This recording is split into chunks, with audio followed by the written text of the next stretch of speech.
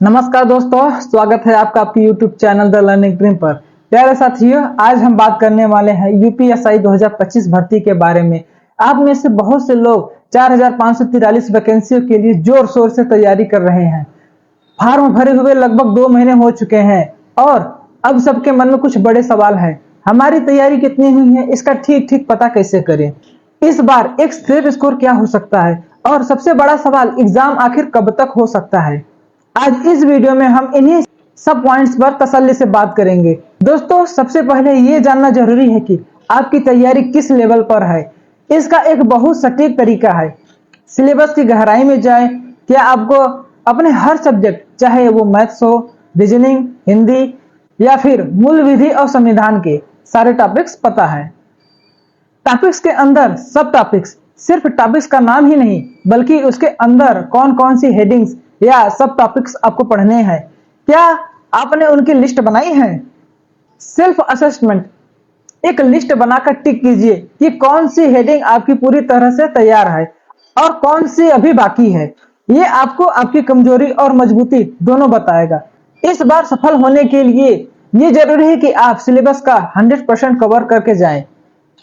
आप किसी भी टॉपिक्स को हल्के में नहीं ले सकते। कई लोग सोच रहे हैं कि पेपर कैसा आएगा। देखिए, पेपर आसान आ सकता है लेकिन वो पूरे सिलेबस से ही आएगा। अगर आपने सिलेबस ही पूरा नहीं किया है तो आसान पेपर भी मुश्किल लगेगा। तैयारी जांचने का सबसे अच्छा तरीका है टेस्ट देना। जो भी टॉपिक आप पूरा करें उसका एक अच्छा टॉपिक वाइज टेस्ट दे, जिसमें पुराने साल के सवाल और नए सवाल भी हों। ये सबसे ज्यादा जरूरी है क्योंकि ये 2 घंटे का पेपर है और ओएमआर सीट पर होना है।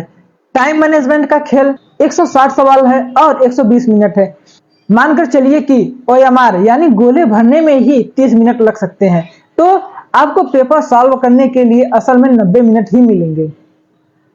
इसलिए अभी से हफ्ते में कम से कम एक ऑफलाइन ओएमआर वाला मॉक टेस्ट जरूर दे। इससे आपकी स्पीड और टाइम मैनेजमेंट दोनों सुधरेगा। अब बात करते हैं एक टारगेट स्कोर की, जो आपको अपने दिमाग में रखकर तैयारी करनी चाहिए। जीके, मूल विधि, संविधान, यह एक बड़ा पोर्शन है। यहाँ आप 40 में से 35 सवाल का टारगेट रखें। हिंदी एक स्कोरिंग सब्जेक्ट है। यहाँ आप 38 से 40 सवाल तक सही करने का लक्ष्य रख सकते हैं।